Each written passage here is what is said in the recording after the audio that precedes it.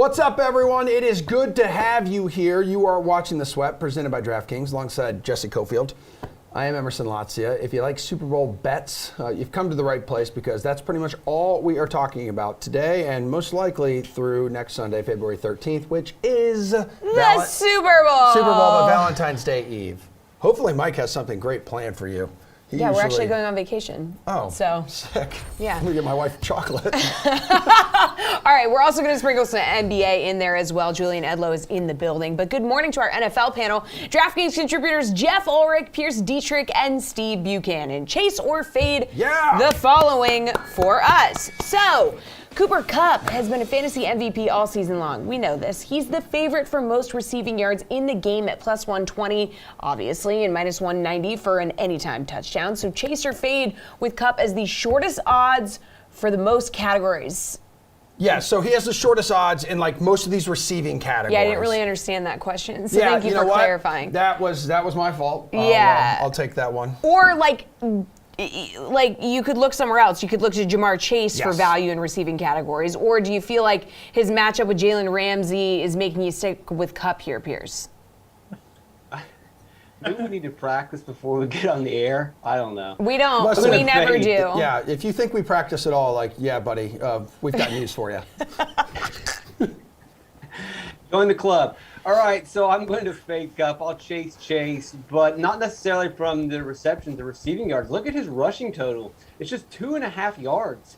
He's had 5 rushes for 28 yards in the playoffs. They've given him a rush attempt every single game. He went over that in two times. One time he only got 2 yards. But I'll take my chances here. He's going to get a rush attempt. They're going to try to do whatever they can in the biggest game of the season to get the ball in the hands of one of their best players, if not their best player.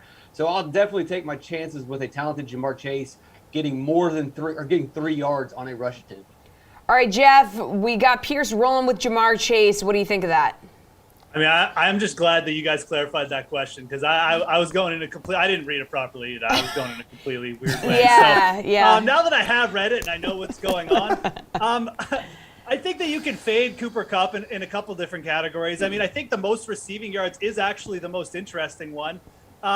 T. Higgins is a guy who's spiked up for just massive games. And I mean, we're in a situation where I like the Bengals, but they are still the underdogs. They're probably going to be passing a lot against the Rams team. Teams tend to just, throw the ball more against the Rams. Just their average pass attempts, opponents against the Rams were top 10 in terms of pass attempts per game. And T. Higgins, again, down the stretch, especially developed a really good chemistry with Joe Burrow. So I think T. Higgins at plus 600 is a player you can fade Cooper Kupp at. And even just sticking with that category, I think it's a good one to fade Kupp at because you've got guys down there like even Joe Mixon at plus 4,000. I mean, breaking 2 screen passes off, getting like 120 yards. We've seen Joe Mixon do that before. Certainly against a good rush defense like that, they'll be utilizing him in the screen game. So I think that's a good category to fade Cooper Kupp. But Pierce makes a good point. It's not a player you want to be fading in every category this week. I just think that there's specific spots where you can go against them. All right, Steve, now that you also understand the question, where are you going for this one? Do I understand the question? Kind of. It's a weird question. Let me tell you something. This is not getting clipped up for anything. I'll tell you that. That's the real answer to this one. To be fair, I think that Kupp getting the most receiving yards does make the most sense, but I think you also need to look at it as how do you think this game is going to play out? Do you like the Rams to win or do you like the Bengals to win? Because obviously, the other team is the one that's going to be passing more in this spot. So if you like that there, I mean, these are 2 guys that have the highest ADOTs on their team with Jamar Chase and Cooper Kupp. We see when, the Rams are down, how many times did we see the ball go towards Cooper Kupp? I mean, this is somebody who has at least 7 targets in every single game this season. So it's hard to fade somebody of that caliber, of that type of volume. So, I like Kupp for most receiving yards. Anytime touchdown, it's juiced up, but throw it in one of those same game parlays. Don't try to sit here and say you're not going to be placing 1,000 bets on the Super Bowl. So I mean, come on, there's ways that you can put that bet in, but I think overall, I think Kupp's the safest option. All right, Pierce, if the defenses though try to shut down these top wideouts, guys like Kupp and Jamar Chase, I mean, let's chase or fade this. Like Beckham, Jefferson, Higgins, and Boyd are good bets to hit their overs and actually give value to bettors. Yeah, let's chase T. Higgins. I know 69.5 might seem like a high number for T. Higgins, but he is a wide receiver number 1. He proves it every week. Last week, Kansas City double-teamed Jamar Chase. that left one-on-one coverage on T. Higgins. Felton was on him, and Felton has a PFF grade of 82, but he couldn't stop T. Higgins. T. Higgins caught 6 catches for over 100 yards. This week he's got an even easier matchup. He's going to face a 5'9" cornerback and a 5'11" cornerback. He's 6'4". They're not going to stop him on these short routes. They're not going to be able to contain him on the slant routes, and they won't be able to contain him on the deep routes. He produces every single week. I think you just keep riding T. Higgins. All right, who do you want to ride here, Jeff? Yeah, I mean, I'm pretty much in lockstep here with Pierce. I mean, just to throw out more numbers against the Rams, I mean, teams are averaging 39.3 pass attempts against them, the third most in the league. That's just over their last 3 games as well. So, again, with the Bengals coming in and just, them sitting as underdogs, so you've got to think we're probably in line for like 35-plus Joe Burrow pass attempts conservatively. And, Jamar Chase isn't Cooper Kupp. He's a very good receiver, but he's probably not going to get 12 targets in this game. It's just not really been how the Cincinnati Bengals have dealt out their targets. They've been a much more committee, group. And so sometimes Chase will pop up with like a 10-target game if it's really working. But is it really going to be working all game with Jalen Ramsey out there? Probably not. I think going over on all these guys that we've mentioned, T. Higgins is my favorite. But, I mean, the props on Odell Beckham aren't that huge either. So you could even take a shot with him. 63.5 to go over his receiving yards. Teams are averaging like 39 pass attempts against the Bengals here, too. The more I look at this game, the more I think we're just going to see more passing than people think. I know it's a Super Bowl and people are expecting conservative play, but I'm just not sure that that's going to play out that way. I think you're going to see a large smattering of wide receivers go over their props, and T. Higgins definitely my favorite as well. All right, Bukes. OBJ 63.5, Higgins 69.5, Boyd 40.5, Van Jefferson 31.5. Any one of those stick out to you? Yeah, give me that Odell Beckham one. I feel like that's about 5 or 6 yards too low. Like, people want to say maybe it's an overreaction from the game that he had last week against the 49ers. But, I mean, this is somebody who has 19 targets in the playoffs. If you can't tell me that Matt Stafford is leaning on this guy as the 1B to the 1A of Cooper Kupp, then I'll just point to these numbers here. I mean, he's approaching 200 yards in those 2 games, and he's quite frankly the guy that they go to if Cooper Kupp is not open. And then you also have to factor in Tyler Higbee. Is he going to be ready for this game? If he's not, that could be even more targets to Odell Beckham in the middle of the field. Tyler Higbee's been more of a factor than I think people give him credit for. So I think this is a great spot for OBJ in a game that, I like the Bengals to win. So I think there's going to be a lot of passing from the Rams. So that number, I'd play that all the way up to 69.5. At 63.5, that feels like a steal for somebody that's gone over that in 2 straight games now. All right, we aren't exactly expecting a ground and pound game, right? So Cam Akers is the Rams' #1 back on the depth chart, but chase or fade Sony Michel or Darrell Henderson will outproduce Akers next Sunday, Jeff. What do we think? Yeah, no, I'll chase this one. I'll chase it from the fact that like Cam Akers could potentially get there if the Rams, maybe fall behind a little bit and they start using him a little bit more in the passing game.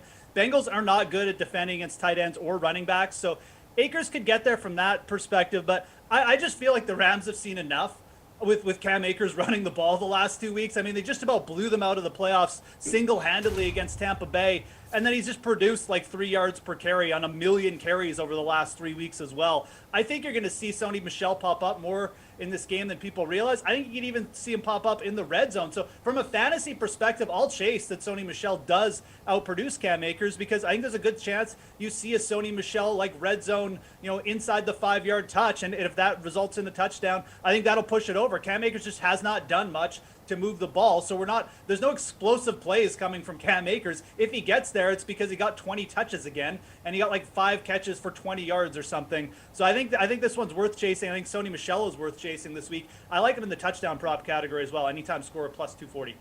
All right, Steve, in 3 games, Akers has 54 runs for 151 yards, 6 catches for 62 yards. Yeah, elementary math says that's not very good. Nope. Right? You get all those carries, you get all that volume, and you're only producing that amount of yards. I mean, Cam Akers, it's a great story that he's come back on the field, but we can't all say here with a straight face that he's doing what the Rams offense needs him to do. He is not producing. To be fair, Sony Michel took the ball 10 times in that last game against the 49ers, 16 yards. I thought these guys are running backs. They're not doing anything but not run. They're not running the ball efficiently at all. So, Jeff's saying that maybe Sony Michel gets more involved. I mean, maybe that's the case. I mean, he was obviously much more productive when Cam Akers was off the field, but, we're pulling hairs here. I mean, it's not like Sony Michel is like this, the Derrick Henry in the wings or something like that. Like, they're both average quarterbacks at this point. Cam Akers is the much more talented back, but he's just not ready to play yet. I think it's fairly clear at that. And then Darrell Henderson, look, all they're going to do is change him from street clothes to a uniform if he's lucky. If they activate him, he's not going to see the field, maybe one or a handful of snaps at best. But I think at the end of the day, maybe Sony Michel does get a little more looks in this game. All right, Pierce, what's your take on this? Yeah, I agree. I mean, I'm going to chase Sony Michel, but I'm not really excited about it. It's more just not believing in Cam Akers. He has not looked good. And you're going to hear about the fumbles. We've talked about the fumbles all postseason. You're going to have to hear about it for a whole other week. But if a guy's fumbling the ball, he's probably not going to get very many goal line works. Those are more than likely going to go to Sony Michel. Maybe Akers gets work, but then again, Akers hasn't practiced this week. He's now got a shoulder injury as well.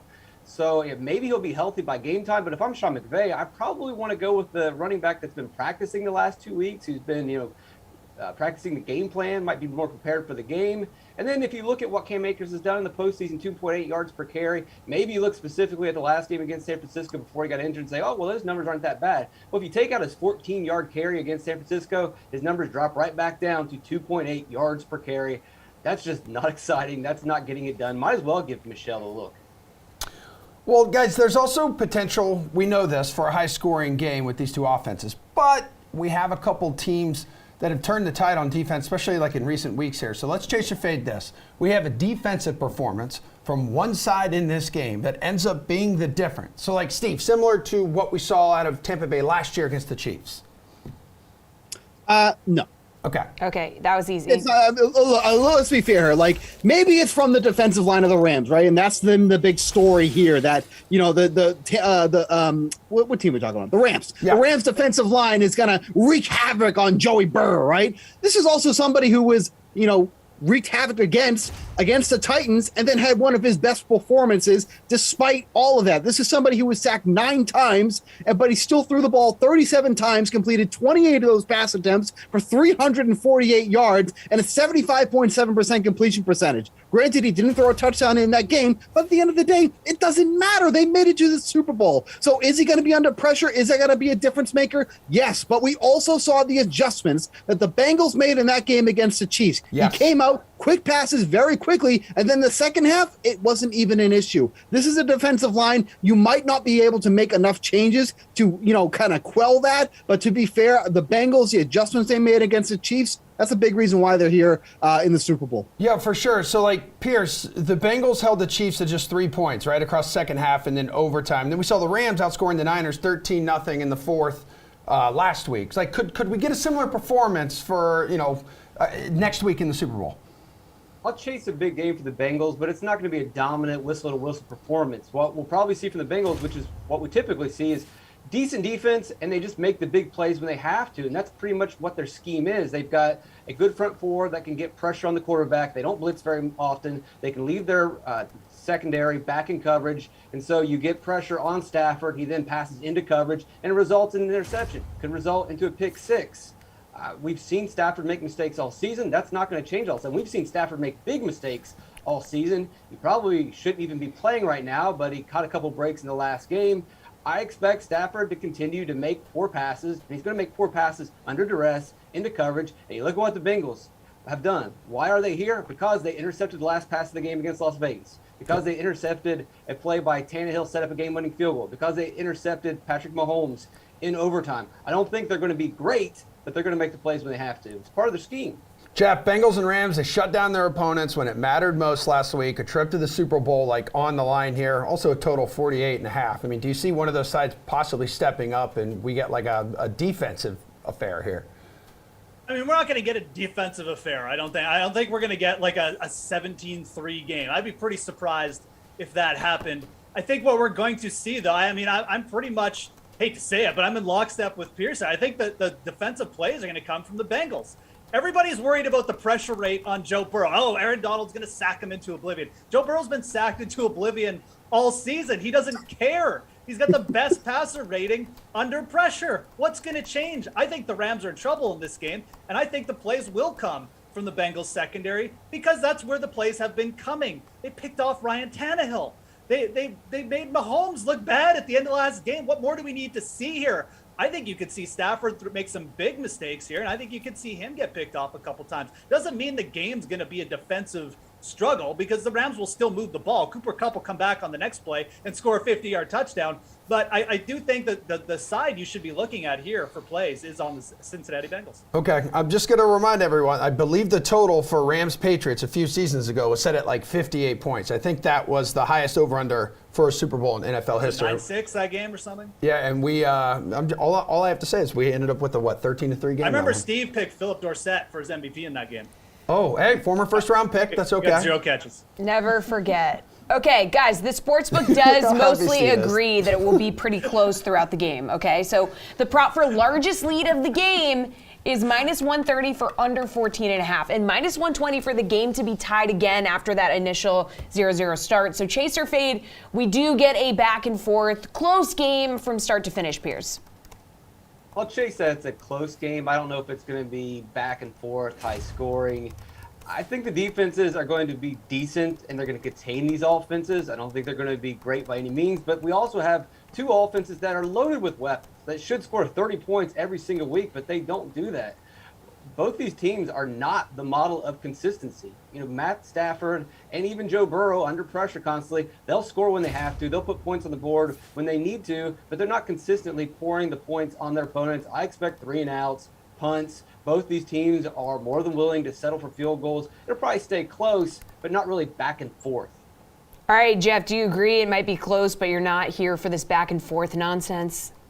Yeah, well, here's the thing. Like, we're talking about a coach in Sean McVay who has been one of the, if not the least aggressive on fourth down over the last 3 years, like one of the least aggressive in the NFL. This guy, the stats bear it out. He loves to kick in situations where the stats say you should go for it. And what does that lead to? That leads to conservative play. It leads to games that stay within a score, like the entire game. If Sean McVay gets a chance, he'll tie the game instead of trying to be aggressive and go for the lead. I love that prop that says the game will be tied again after 0-0. -120 in a game with Sean McVay against a quality team in the Bengals. Yeah, you will probably see this come to fruition because even if the Rams get behind, they'll come back with Cooper Kupp and they'll tie the game. And if the Rams get ahead, McVay's just going to play conservative and let the Bengals catch up. So I love that one. The game will be tied after 0-0. Again, -120. I think those are good odds. All right, Steve, which of these do you think are good odds?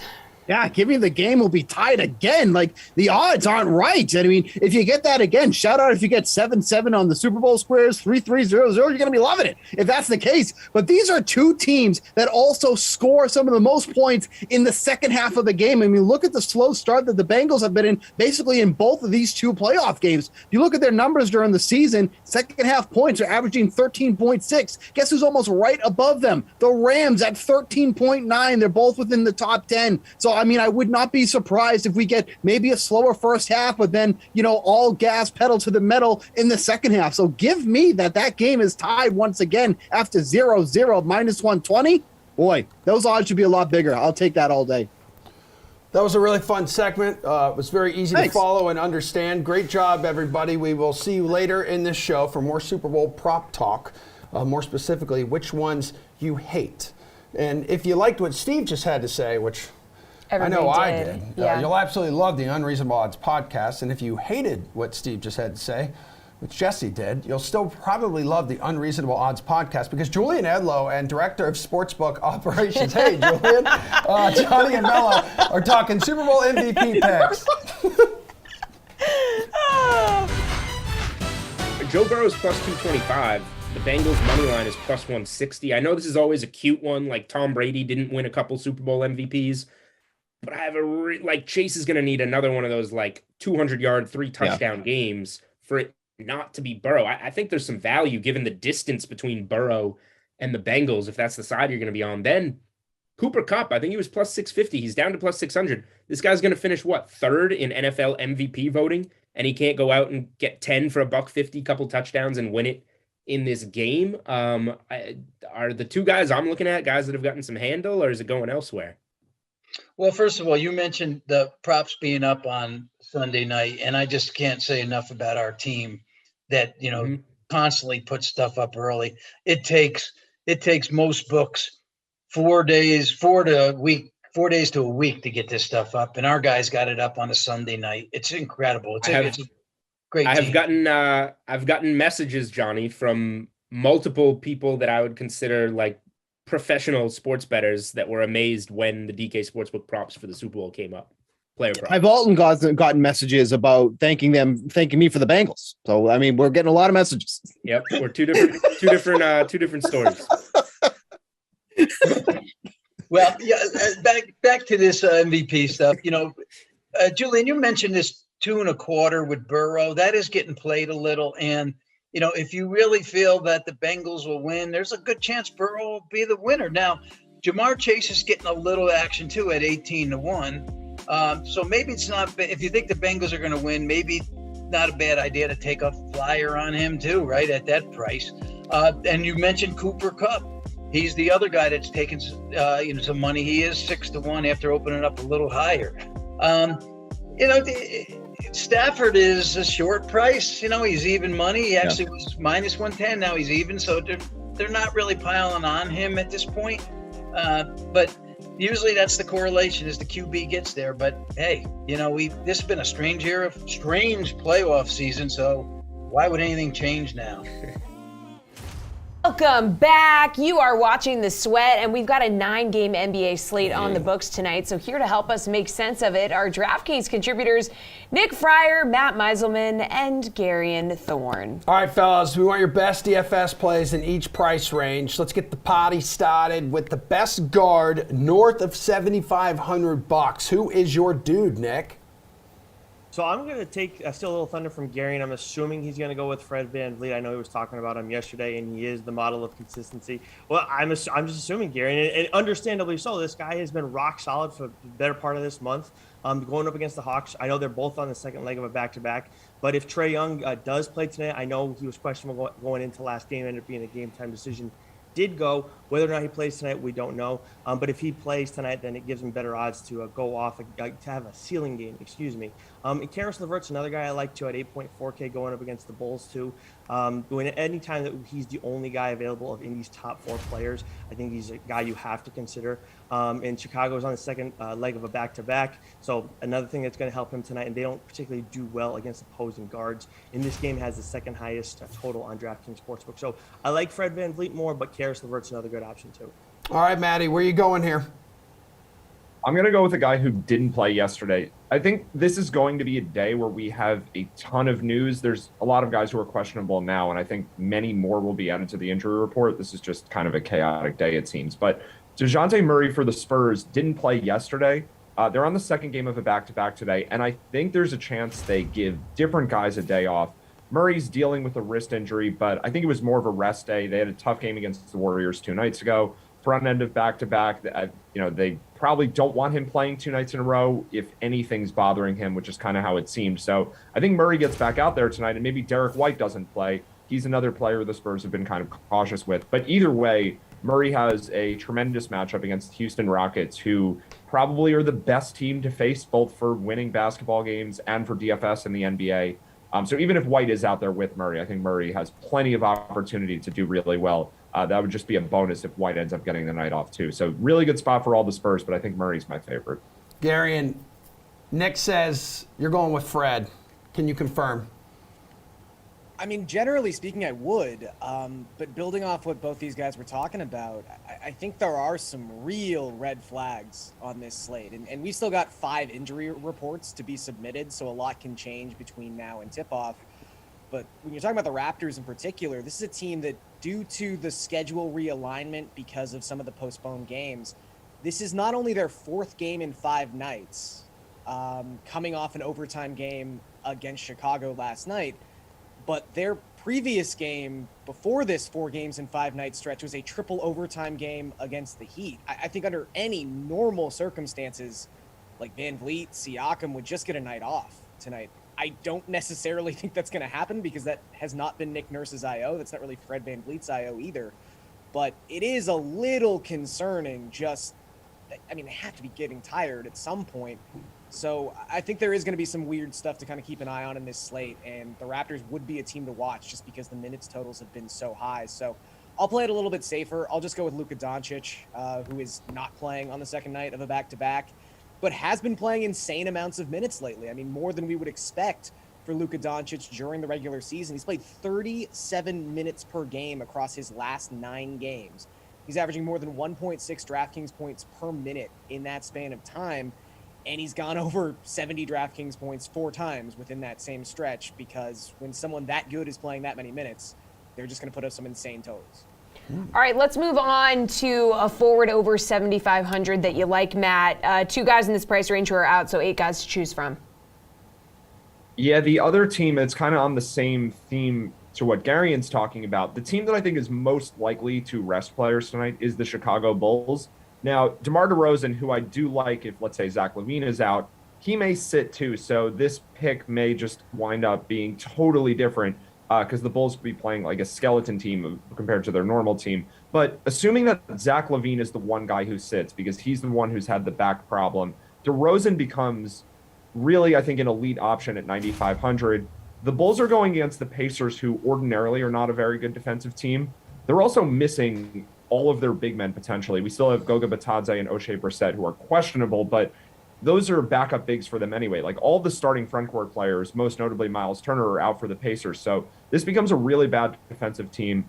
DeRozan could sit too, but assuming he plays and LaVine doesn't, that means more usage for DeRozan, more time with the ball, more stats across the board for him. So this is definitely a game we really have to monitor as far as what the Bulls decide to do in terms of rest. But if we get DeRozan out there without LaVine, then maybe he does deserve to be the highest priced player on this slate. Yeah, DeRozan will be 9,500 in that spot. Garion, who's a forward over 75K that you like? Yeah, I'm going to echo what Matt's talking about. I think it's DeMar DeRozan. I think he's the top option, and I'm pretty confident he's going to play. I mean, he was the one who was given a night off on Monday to start this sort of insane stretch the Bulls are about to undertake in the next 2-3 weeks. So I think he's already got his rest day in. LaVine mentioned post-game that his back really was bothering him in that Raptors contest. It seems like Billy Donovan all but admitted that he will probably get the night off tonight. You know, something to watch for still. But so far this season, DeRozan goes from being a 30% usage player to a 35.8% usage rate in the over 700 minutes he's played without Zach LaVine this season. And DeRozan in general is just in the midst of a really good run right now. His last 8 games, he scored over 45 DraftKings points in each and every one of those contests. He's averaging well over 1.3 DraftKings points per minute, which is amazing production considering he's not really elite in any category aside from scoring. I mean, he chips in with rebounds, he chips in with assists, but that's like peak level DeMar DeRozan production. So if LaVine's not going to play tonight against the Pacers of all teams, I mean, the Pacers are basically, they've supplanted the Hornets as the best possible DFS matchup in the Eastern Conference. Across their last 10 games, they have the 2nd worst defensive rating in basketball, and they operate at the 5th fastest pace. So that is just a dream matchup for someone like DeRozan. Nick, you echoing what these guys are saying? Yeah, I'm in lockstep with these guys. Although I will say, look, LaVine, we expect he's not going to play tonight. If by some chance he does, I still do like DeMar DeRozan in this spot because since LaVine has returned, one thing we've seen kind of hike up as much as his points have gone down, his fantasy points have stayed up because he's distributing the ball really well too, taking advantage of LaVine and, of course, and Vucevic being in the lineup. You guys talked about how bad Indy is defensively, and this is the 2nd highest total on DraftKings Sportsbook tonight. Another guy I do like, though, if you're looking for someone a little bit cheaper in this range, over 7.5K, Evan Mobley is another guy, too, going up against Charlotte. Gary mentioned before, if Indy's not the best team to target defensively or from a DFS purpose, Charlotte's probably the best team. And you always have to consider guys who are playing against them, and they don't do particularly well against opposing big men. So I still like DeRozan as my number 1, but I think Mobley is a guy who, if you're looking in that 7K range, you can save a little bit there. All right, Garion, let's go to center here, north of 7K, one that's catching your eye. We see the 2 guys who absolutely own this league, in Jokic and Embiid. One of them in a better spot. You want to save some cash here? Yeah, I mean, I feel like if you have Luka in a lineup, like I've suggested, you probably can't have one of those guys, so I won't cheat here. I'll take someone who's like quote-unquote affordable, and perfect segue from what Nick was talking about. I think Evan Mobley is a fantastic target, especially considering there might be a better target at this position on the Cavaliers, but by the rules of this game, I can't talk about him. Kevin Love at 6,900. Oh my God. But Evan Mobley, $7,600 coming off arguably the best offensive game of his career. I mean, career high 29 points, had a 33% usage rate. I mean, there's no guards left on the Cavaliers roster, and Garland's out again tonight. So I think you look at someone like Mobley, who really has a diverse skill set. I mean, he's someone who can facilitate and kind of play point forward for this Cavaliers team. I mean, Charlotte's not the Rockets, but they're also pretty close to being the Rockets when we come to look at DFS matchups. So I think Mobley's in a fantastic spot, but, you know, you could also save with Kevin Love. All right, cool. Nick, what's your strategy here? Someone's trying to get those Kevin Love picks out early before we get to that part of the show, because maybe other people are going to pick Kevin Love. But either way, I think that's a good call. Obviously, Mobley as well. But if you're looking at Embiid or Jokic tonight, if you're trying to pick between those two, I would go with Embiid. Dallas does not handle big men well without Porzingis. We talked about that earlier in the week with Wendell Carter Jr., Serge Ibaka. Both have had double-doubles recently. There have been other guys, too. So I like him if you're picking between the two. If you're trying to save more, because I think there's plenty of good options tonight, just in general in the 8K range, Christian Wood is my favorite tonight going up against the Spurs. He's had a great month. His lone hiccup came against the Spurs a little recently, but he also had a good game against them this month too. This is the highest total on DraftKings Sportsbook tonight. Even if Hurdle does play, I still like him in this matchup because the Spurs generally don't do as well against bigs. If Hurdle does play, he makes it even better. Regardless, I also like his points prop over 20.5 on DraftKings Sportsbook as well. Matt, how much money are you planning on spending here at the 5? Yeah, I think I'm going to spend the 12.3 on Joel Embiid. So to start with, I do have to mention Nikola Vucevic, because if we get the situation where Levine and DeRozan rest, now we have to move over to Vucevic. So there's a lot going on with the Bulls, but Embiid is a much more stable pick. I think the Sixers should have all their guys playing. And I think this is it's similar to what I've said on many other occasions when we have Embiid and Jokic both on the slate. I think this comes down to ownership, and I think more people like playing Nikola Jokic. He contributes in more statistical categories, and he has what seems on paper to be a better matchup against the New Orleans Pelicans. But I do think it's a good point that without Kristaps Porzingis, Embiid does maybe have a sneaky good matchup going against some of these backup Dallas bigs. So it might be, at the very least, it's a better matchup than it normally would be against the Mavericks. And Embiid's a little bit cheaper. You get $100 off of Jokic. But to me, if you're paying up for someone, I think Embiid is the guy that's worth it. All right, Nick, who's your favorite mid-range play? Talking to a guy between 5 and 7,500. I think this guy was talked about already on the show. I could be wrong, but Kevin Love tonight. I think Oh, that's yeah. a pretty good pick. Yeah, Someone Oh, sneezed that's his a- name. Yeah, it was weird. It was weird, but he's at 6.9K tonight going up against Charlotte. We talked about before with Evan Mobley. Anytime that you have a bigs going up against Charlotte, any quality bigs, you got to be considering them. And honestly, I like Kevin Love more than I like Evan Mobley tonight because of the value. And they've been, Kevin Love's been producing 40-plus DK fantasy points in 4 of his last 5 outings. The one hiccup came against Detroit when he only played 19 minutes. So this is a guy who's putting up, better, similar numbers to Mobley right now in terms of fantasy production. So I'd rather roll with him if I'm going to roll with one of the two. And then Marcus Smart's another guy I like going up against Detroit on the second leg of a back-to-back at 5.7K. And then Patty Mills, if James Harden doesn't play at 5.6K. He's not on the injury report right now, but we know that Harden things pop up with him last minute. So if he does pop up, Patty Mills is another guy. Garion, are you going to roll with your boy, Kevin Love, here? Well, I mean, we've already talked so much about him. Sure. Probably go a different direction here for the Peoples. I mean, we've talked a lot about this Bulls game, and I think we've mentioned guys we think might not play. One guy I can assure you who will play is Ayo Dosunmu, who just never leaves the court for the Bulls. And it's really important to realize that, we're talking about, well, will DeRozan play? Will Levine play? Who steps up? The Bulls don't have a bench already. I mean, this is a team that is playing like Matt Thomas 10 minutes a night because they just have to. So if Levine's not there, if DeRozan's not there, if both aren't there, Dosunmu is already leading the team, averaging 38 minutes per game across his last 11 contests. He's not a huge scorer, but he contributes in every category, and I think he would have to take on more of a shot burden if one or two of those guys are not playing. So at $5,600, especially in a tier where, depending on what happens with the Spurs, like I think Derek White could be a really, really popular play just because the Rockets are such an enticing matchup. But Dosunmu is just going to have a level of volume that I don't think a lot of the assets within this particular price range are going to have tonight. All right, Matt, who are you rolling with in this price range? I'll go with someone else, but I do just want to mention Dosunmu could potentially be really, really good now because Kobe White is now questionable as of like 3 minutes ago. So yeah, that's going to help a lot too, especially if Levine is out, who is also questionable. I'll switch to a different team though, because we've spent a lot of time on the Bulls. The Utah Jazz are getting Donovan Mitchell back tonight, but they still don't have Rudy Gobert. So Hassan Whiteside at $6,400. I think this is a pretty good matchup against the Brooklyn Nets. The Nets defense, I think, is a little below average at this point. It's kind of hard to say with their players changing so often. Kyrie Irving only playing in half the games, and their defense has gotten worse without Kevin Durant. But Whiteside should be able to get the minutes, assuming he's out there. He's listed questionable too. So part of the reason I like this play is because we may not find out that Whiteside is going to go until well after lock. This is a 9 o'clock game. So the ownership is going to be low if Whiteside ends up being ruled in much later, because most people will be a little bit scared off by that with him being questionable. So this price, I think, is still a little bit too low for Whiteside, and he's someone who definitely can go for a big points and rebounds game, block shots and everything. And the Jazz have been losing a lot, and I think if he's healthy, they probably do want to play him a lot. So this could be a lot of upside for him. You guys are spending some cash, so what's the best value play under $5,000, Matt?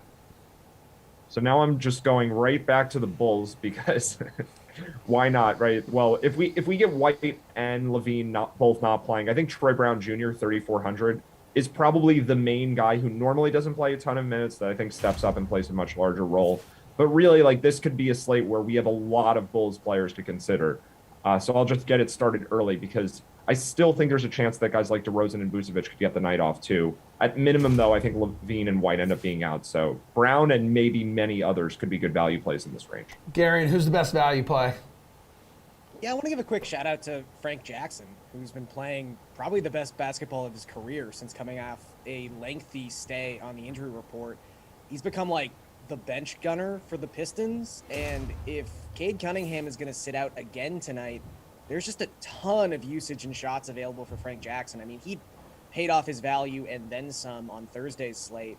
Maybe he's not capable of doing that again, or doing that on 2 consecutive slates against the Boston team that's been fantastic defensively the past month. But I just see a scenario where Jackson is probably locked into somewhere between 12 to 16 field goal attempts, and that's a lot of volume for someone who's less than $4,000. Also want to say, I tried to make this float yesterday. He wasn't activated, but Greg Popovich did mention that there's a very good chance he's activated tonight. We don't know how the Spurs center rotation is going to play out, but Zach Collins, if Zach Collins is active and Pirtle's not playing, and this is a team that willingly started Thad Young over Drew Eubanks last night because they just didn't have anybody. I really think Zach Collins could have a massive game if he's active and there are injuries at that center position. So he's the bare minimum. It's a shot in the dark, but I feel pretty good about it. Yeah, well, that's what you got to do when it comes to a value play. Nick, who are you leaning on here? I do think Gary's onto something. Whoever starts at center tonight, if it's not Hurdle and Hurdle is out, I think that's someone worth looking into, whether it's Collins or Thad Young. If it's Eubanks, I'm a little apprehensive. He's not much more expensive, but still, given what happened the other day. And Gary was on something with Jackson, but my favorite one is Nick Claxton at 4.9K, right at the top of this range tonight, going up against Utah. And I know, sometimes you don't want to ride the coattails of a big performance, and obviously he had one of his biggest performances of his career with the Nets. But one thing that we've seen with the Nets this season is they like to ride a hot hand. They even did it last year too, both years under Steve Nash. So I'm comfortable doing that with no Rudy Gobert tonight for Utah. All righty, we're done with the NBA price check. But we actually aren't quite done shopping yet. So let's hit the NASCAR aisle and have Pierce Dietrich break down prices for the Clash at the Coliseum.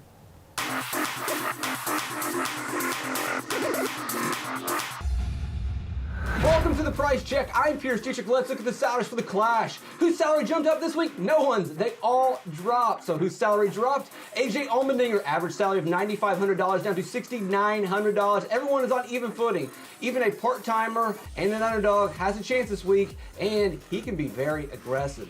Brad Keselowski, average salary of $9,500 down to $7,800. This price is as cheap as he's ever been. Might not be cheap enough. This is a Roush car. It's not 2012 Brad Keselowski. Might as well be Brian Keselowski. Chris Buescher, $6,800 down to $5,100. Also a Roush car, but this is a disrespectful price. Barely a top 20 driver in the low downforce package, but come on, 5,100, that's reserved for drivers outside of the top 30. Kevin Harvick, average salary of $9,500 down to $8,000. Is he washed up, or was this team building for 2022 last season? Time to put up or shut up. Alex Bowman, $8,900 down to $7,400. He had wins at short flat tracks in Richmond and Martinsville last season. He did so by being aggressive or by being a hack, according to Denny Hamlin. Christopher Bell, $8,300 down to $6,800. Short tracks have been his strength, but no one knows what to expect from the LA Coliseum short track. Favorite play of the week, Martin Truex Jr., $9,500. He's been the best at low downforce, high horsepower races. If anyone is going to quickly figure out this racetrack, it'll be Martin Truex and his crew chief, Ryan Preece, $5,200. Here's your Galaxy Brain moment of the week. NASCAR is using wider tires, so it's possible that drivers with modified experience could have an early advantage. All right, guys, check out DK Nation for all your DFS information needs. If you've got NASCAR questions, find me on Twitter at @RaceForThePrize. I'm Pierce Dietrich. Catch me on DK Live. Hello, everybody. Welcome back to the show, a show we call The Sweat. Very excited for this segment because our NFL panel is back. DraftKings contributors Jeff Ulrich, Steve Buchanan, and now in studio with the light shining bright on his hairy face, that is Julian Edlow in a wonderful plaid flannel. Thank you. All right, so we're actually going to mix it up today for this segment. Are we so really? we always talk about like our favorite game and player props to win you money. Yeah. But we got all of next week to talk about that. So let's talk about which game and player props we might, not love. So we're going to stay away from them so that you don't lose money. So All right, we are you're talking- helping you. You're talking like bad value, like too high of a number. Yeah, like stuff that our guys are saying, you know what, there's no value here. Let's stay away from it. Gotcha. Which quarterback or passing prop are you going to be staying away from in this spot, Julian? Talk to us. Stafford over 1.5 touchdowns, minus 235. I don't know, just giving you some ideas. Yeah, well, this segment is great. As everyone knows, I'm a natural hater. Yes. Negative thoughts all over the place. And you can't lose any bets that you don't make, so I can't lose anybody any money by giving my advice here. A quarterback prop that I am fading, the Super Bowl MVP favorite is Matt Stafford at even money. I will not be touching that prop whatsoever. For starters, if you like the Bengals side here, if you're a Bengals money line bettor, that's been sitting at plus 170 most of the week. I believe it's down to plus 160 now. You have to take a portion of that bet, 20 to 30% of your bet, and place it on Joe Burrow plus 225. That's a big gap there. It's over 60 cents in juice, so that makes sense to go to Joe Burrow. For Stafford, you have a guy that arguably the top 3 guy in MVP voting is going to be Cooper Kupp. Cooper Kupp's been the MVP a lot of these playoff games so far, so Cooper Kupp at plus 600 is much better value than Matt Stafford. So it's really going to have to take a very even game from a lot of different guys. Plus you have the Rams pass rush that is going to be quite a narrative against the Bengals offensive line. It's going to take a very even game where Stafford is just okay and the Rams win for him to kind of win that award in my mind. Most of the volume is going to go to Kupp, so I'm fading Stafford for Super Bowl MVP. Jeff, which quarterback prop are you fading? An interesting little hedge if you do have a Cincinnati Bengals money line bet, and I will. It's to sprinkle a little on Cooper Kupp, a plus 600. I like that from Julian. Love that plaid, by the way, too, pal. I'm going to fade Matthew Stafford here. I'm going to fade him in the touchdown prop section. You mentioned it, Jesse. He's minus 235. Minus 235 to go over 1.5 passing touchdowns. Those are ridiculous odds. He's plus 175 to take the under. The Cincinnati Bengals pass defense is definitely the strength of their team. This is a team that's allowed under 2 passing touchdowns in 10 of their games already this year. This is a good secondary. They've been creating turnovers in the red zone in the last few games as well. The way you score against the Bengals anyways is to kind of pound the ball once you get inside the red zone. But Cincinnati's just been a good red zone defense. They've been allowing scores at just a 33% rate in red zone opportunities over their last 3 games. I think you're going to see a lot of field goals from the Rams here. And I love the odds you're getting to fade Stafford here. Look, touchdowns are highly variable anyways. Plus 175 for him to only throw 1 or 2 under 2 touchdowns. I think those are really good odds to fade Stafford. Steve, where are you going? Yeah, just kind of piggybacking off of Jeff here. I mean, the juice is just so much on this at minus 235. Like, it's absolutely insane to want to pay that premium when there's a million other things that you could be taking here. Is there a good likelihood that this could happen? Very much so, because, I mean, you look at the past games that he's done this. He's done this in 5 games in a row, hitting at least 2 passing touchdowns, but I'm not looking to pay a premium for this one here. So absolutely fading the over 1.5 touchdowns from Stafford. All right, is there a running back or rushing prop that you just don't care for, Jeff? So, I mean, we may be all on the same page here, maybe not. I mean, I don't know what the guys have cooked up, but under Cam Akers, 63.5 rushing yards. Like, I don't know. I don't know how you don't take that. I just really don't. I mean, obviously, there's a multitude of different factors here. We've talked about the poor play of Cam Akers already. But there's like, he's injured. He's not even practicing this week. He's got a shoulder injury. He played on less than 40% of the snaps last week. And oh, by the way, like Darrell Henderson Jr., Sean McVay is talking about seriously activating this guy for the Super Bowl. It's very possible we get a 3-back rotation here. I mean, the Bengals, yes, they're attackable on the ground. You know, they made Jerick McKinnon look pretty good on a few runs last week. But for Cam Akers to get over 64 yards, he might need 20 carries. And I just don't think that they're going to be there in this game. I also think the Bengals have a good shot at creating some turnovers and putting the Rams in more of a pass-heavy mode anyways. So I'm fading Cam Akers' rush total this week. This is an easy one for me. I mean, Steve, you talked already this week that you're going hard on the under there for Akers rushing total. Yeah, but that's actually not even the one I'm going with. Matt Stafford's rushing yards are up to 5.5.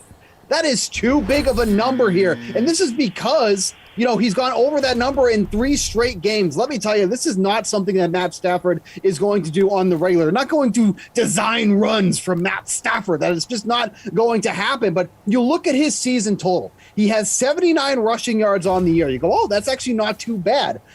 43 of those came against the Cardinals. So to say that that was more of a one-off would be, pretty egregious to say. So 5.5, and this is somebody too who's that, he can easily go backwards. If the Rams win, they could easily kneel down, lose some yards there. We've seen that happen before.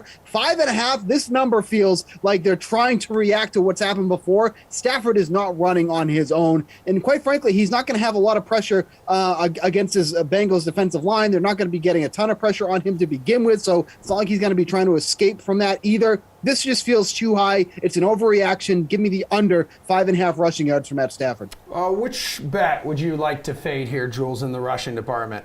Well, I'm with Jeff. I know Steve and I were on the Akers under rushing last week, and it came through. I'll go and just kind of take this to a different level in the specials tab. There are a lot of good ones in there for this game, but one that is not a good one, in my opinion, would be either or Cam Akers or Joe Mixon, the 2 starting running backs, to go over 99.5 rushing yards. So you're getting plus 150 on that, I believe it is, on essentially saying, well, either starting back have a 100-yard game. I think we for sure can say that Cam Akers won't, because if Henderson's back, now you're looking at even a 3-man backfield, and Akers just hasn't had the production. I don't feel like Mixon's going to get there, so getting only plus 150 on either of these guys to have a 100-yard game just doesn't feel like good value to me in a tab that is full of a lot of different plus money value. All right, how about which wide receiver prop is one that you're going to be passing on here? Steve, which one sticks out to you?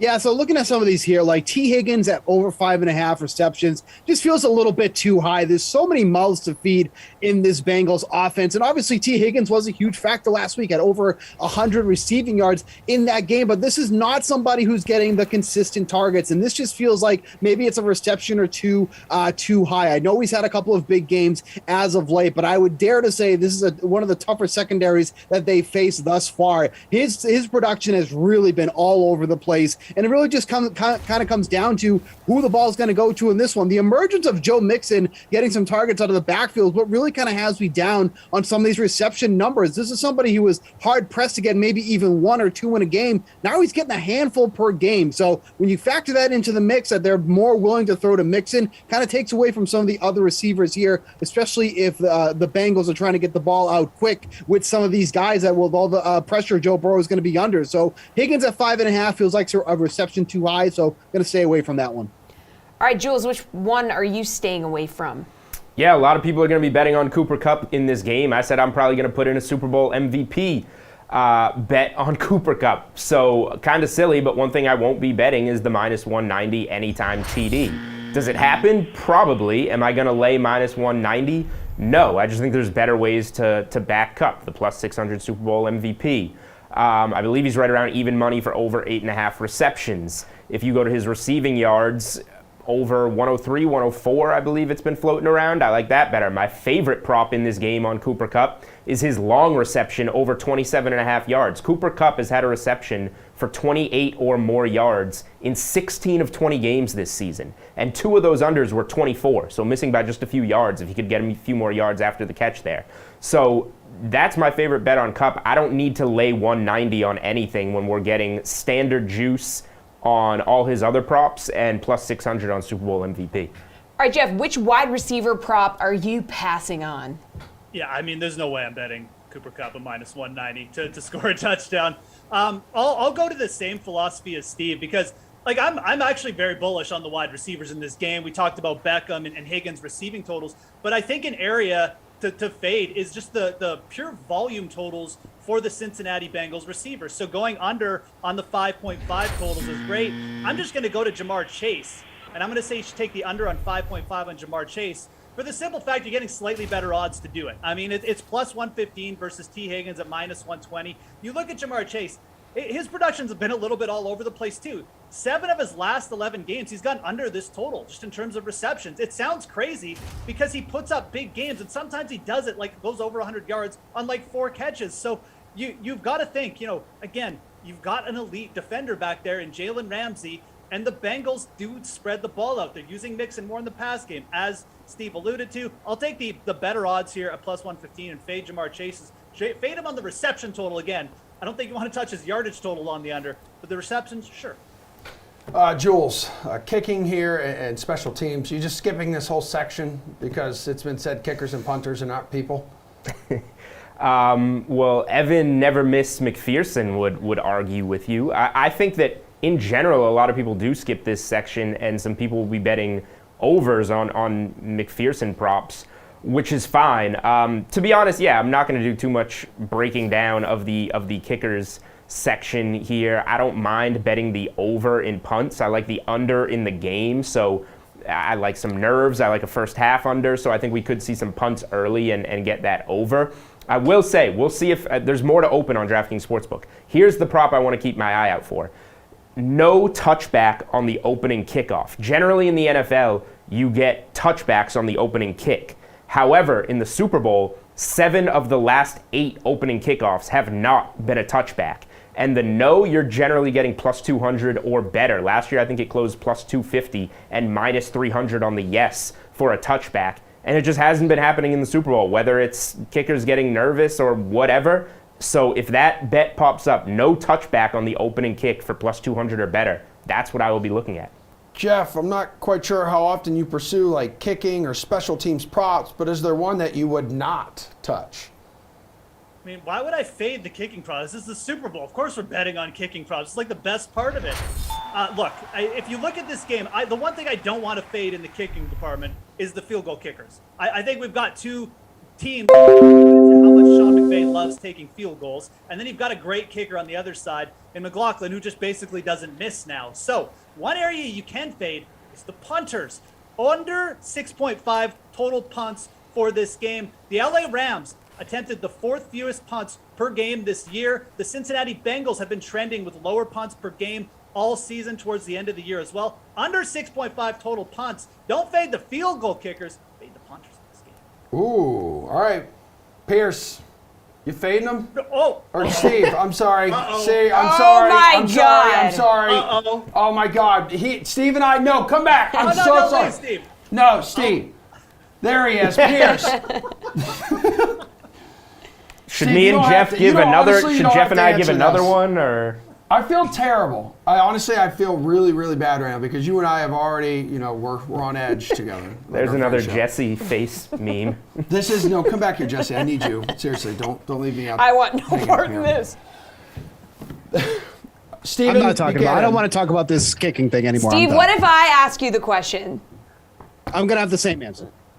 Okay. All right, I think that's it. I think we're actually out of time. That's the perfect way to end the show. Steve, Emerson's really sorry. I really do feel bad. I'm actually going to text you right now and apologize. Okay, well, that was a stunning end to a spectacular show. Thank you so much for joining us. Madden is starting at noon. We got Vikings at Chargers, and then the slate will be at 5 p.m. with Kaufman, Steve, and LaMarco with more on Super Bowl 56. Make sure you tune in at 5. Oh, great.